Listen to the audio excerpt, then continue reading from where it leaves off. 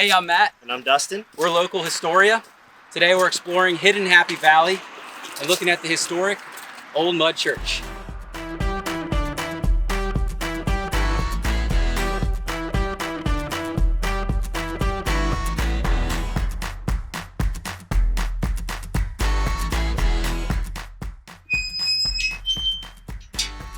So Tess, why is Philipsburg such a great place to work or visit? Philipsburg has a little bit of everything. We have a super rich history, and many of our beautiful old houses and buildings are still standing for us to enjoy. We also have a charming little downtown, the jewel of which is our 100-year-old ruined theater, which is majestic, and it's a miracle that it still survives because not a lot of those theaters made it. Our public places and parks are meticulously maintained by our dedicated borough crew, and we're also surrounded by nature. Why don't you show us the church? All right, let's check it out.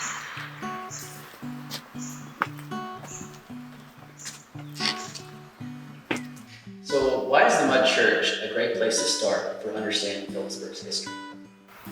The Mud Church is one of Philipsburg's original structures, and besides having been around for a long time, it's been here basically throughout all of Philipsburg's existence. It also served the entire community. So it was built to be a church, a meeting house, and a schoolhouse. So you can imagine how many significant events took place here. Weddings, funerals, town meetings, baptisms, all those sorts of things. It was also ultimately saved by the people of Philipsburg. So you can imagine the thousands of travelers who came through this busy thoroughfare and saw and perhaps stopped in our little church. And this is still a super busy road. By now, millions of people have passed by the Mud Church and seen it. Yeah, Presque Isle Street is named after Presque Isle in Erie. So yeah, I can imagine tons of traffic right through here. That's a part of the turnpike system. So the actual name of the church is the Union Church in Burial Ground. What's the meaning of that? The church was built to be just that. It was meant to be unifying. So it was meant to be a welcoming place for everybody to worship regardless of their denomination. So they would take turns on Sundays, taking turns in worship. Who is Harvey Phillips? The Phillipses were a family from England. They had 7 sons, and a few of them came to America and set up an import-export business in Philadelphia. They acquired huge tracts of land up in rural Pennsylvania, where we are now, in the Alleghenies. And in 1797, Henry Phillips set about laying out a town here. He died young, he was only 33, and he was succeeded by his brother John. John also died young, as people did back then. And meanwhile, in England, the youngest brother, Hardman, was getting up to some mischief.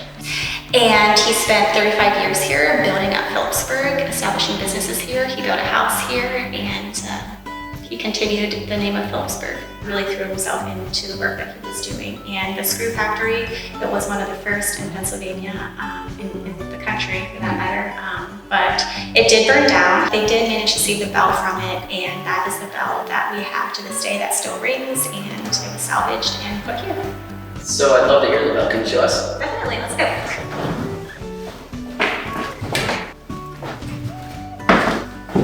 Would someone like to do the honors?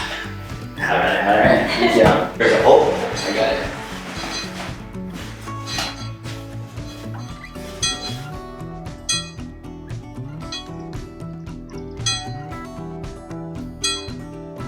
Tess, can you tell me your favorite thing about the church? I love coming to the Mud Church because I always feel such a sense of peace here. As you might have noticed, it's super busy outside. The modern world is just bustling by, but whenever you come in here, it's quiet, and I feel like I'm sitting among friends. I love to imagine the conversations that went on in here, the town meetings they had, the people who came here, what the weddings were like, the classes were like that the school children took. There's so much, can you imagine the things that this church saw and what took place here, and the hard work and dedication it took to build this place. It's an inspiring place, it's magical. It also has a really wonderful smell, I think. It's this old, kind of comforting smell that's hard to describe, so you'll have to come to the Mud Church to experience it. Lots of people ask about these doors that are on the pew. We recently had a group of 8th graders come here and we asked them what they thought they were. And one student said it's to keep people from running away, I guess during long sermons or something. Another person thought it was to keep babies from falling out, which I think are all great answers, but it was actually to keep the heat in, because as you can imagine, it got pretty drafty and cold in here during the winter months. Yeah. If you notice the top quadrifoils of the window, that was actually hand carved by a man who donated his time and talent rather than money. Not a lot of people had extra money to spare back then, but what he donated was carving these, and he did it with a penknife by hand. So you think about all these little details and the people who did this, and it really makes the space come alive. These boxes are pretty curious. They are said to have been used for people who were visiting. I don't know how I would have felt if I were new to town or passing through and they put me on display at church. There would be no nodding off while the preacher was talking or anything like that, but I guess it might have been a position of honor if you got to sit up here while you came to town. So can you tell us about this? Sure, this is a copy of the original subscription for the Union Church. Whenever the townsfolk decided they needed this structure, they took out the subscription and they had people pledge a certain amount of money, and you can see there'd be people's names and then the amount, $10, $5, whatever they could give to get this church built. You can see Hardman Phillips' name on here. He's actually on here twice. I guess they decided they needed a little bit more money, so he stepped up there. But it's a fascinating document. We're so lucky to have it preserved, and it really shows the community spirit that got this church built. Yeah. So that's cool too. It has the whole purpose of it right there. Right. Mm-hmm. Double purpose of a school place and of worship to the free and moral and regular preaching of the gospel. So the burial ground actually was here before the church, and it just seems like such a peaceful place and one of my favorite spots in Philipsburg. So can you show us? Yeah, let's go. All right, so the church is the Union Church, but it's colloquially known as the Mud Church. Why is that? That's a good question. So we mentioned before that the church was originally made of logs, and they took that second subscription in 1841 to make some repairs and improve the church. And at that time, they covered it in rough plaster, which gives it this look of kind of mud, and it earned its nickname that way.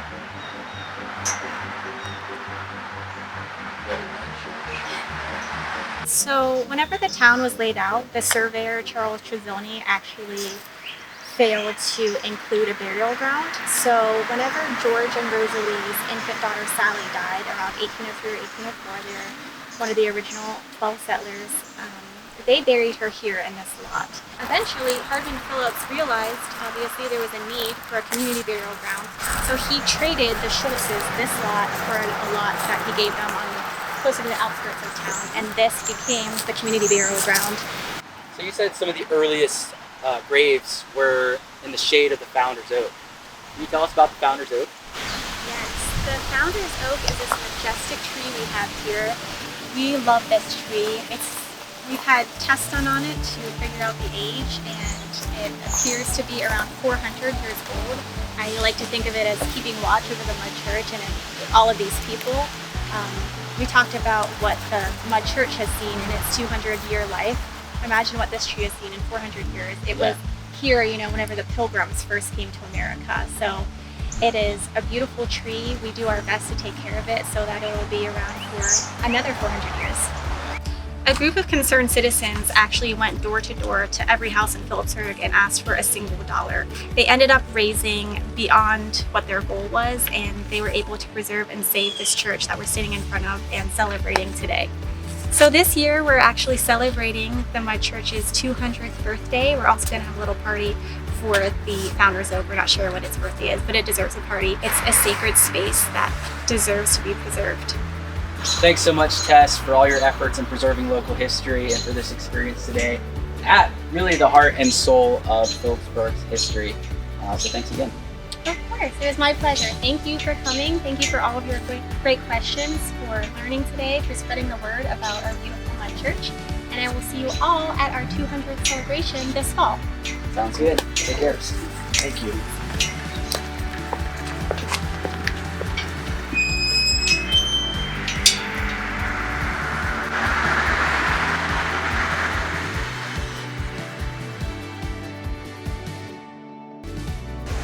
Hidden Happy Valley is a series highlighting lesser known places and interesting spots in Centre County. It is brought to you by the Centre County Library and Historical Museum, the Schlow Center Region Library, and the Happy Valley Adventure Bureau.